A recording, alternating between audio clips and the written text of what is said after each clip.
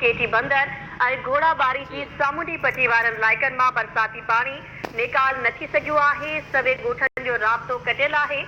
धारो शहर जे आबादी वारनि इलाइक़नि मां पाणी निकाल न थियण सबबि रहवासी सख़्त ॾुखियाईनि खे मुंहुं ॾियण लॻा आहिनि। सामुंडी पटी वारनि इलाइक़नि में ॿीहर बरसाति जी अॻकथी सबबि रहवासियुनि में ॻणती जी लहर छांइजी वई आहे।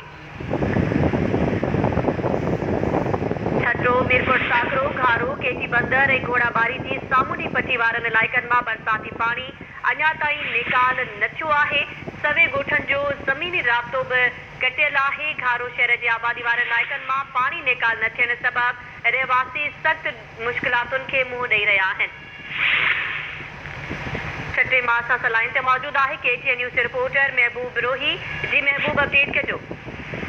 जी, ताज़िम जेके ज़ोरदार बरसातुनि आहिनि उन्हनि छटे ज़िले जी साहिली पट्टी समेत सॼे ज़िले में तबाही मचाए छॾी आहे। छटे शहर जा काफ़ी इलाइक़ा आहिनि उन्हनि मां जिते बरसाती पाणी निकाल न थी सघियो आहे। मकड़ी जो ॻोठ पीर हनीफ शाह उहो पाणी हेठि आयल आहे। उन सां गॾोगॾु घारे शहर जो घारो नंबर 2 उन जी आबादी अञा ताईं पाणी न ॿुॾल आहे। पर सूरत जेका आहे साहिली पट्टी में मीरपुर साकरो आहे, बगान आहे, घोड़ाबारी आहे, खारो छाण आहे, ॻाढ़ो आहे, उन सां गॾोगॾु उदासी वारा इलाइक़ा आहिनि, बुआरा आहे, देस आहे, ककड़ाट आहे, मुख़्तलिफ़ जेके इलाइक़ा आहिनि उहे सभई जेके साहिली पट्टी जा पाणी हेठि आयल आहिनि ऐं उतां वॾे पैमाने ते लड़पलान थी रही आहे। पाण मुरादो माण्हू जेके आहिनि कोस्तानी इलाइक़े ॾांहुं लड़पलान करे रहिया आहिनि। बरसाती पाणी सां गॾोगॾु शिमनालनि जो पाणी उथली ऐं जेके मच्छी जा तड़ा आहिनि उहे जेके उथली पिया आहिनि। समूरे इलाइक़े में उहो मेन रोड खां सवाइ बाक़ी समूरा इलाइक़ा पाणी जो मंज़र पेश करे रहिया आहिनि।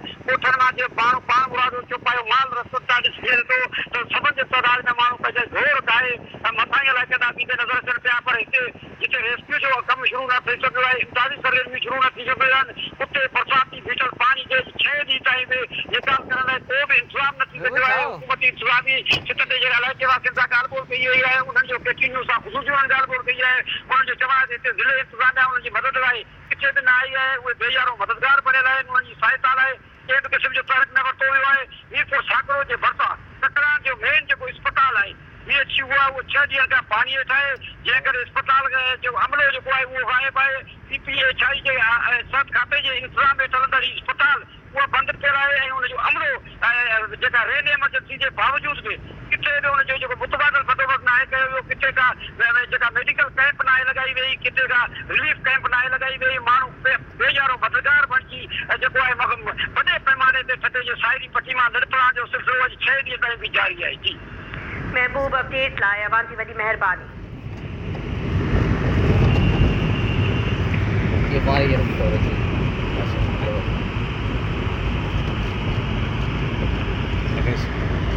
ऐं हाणे हाल मां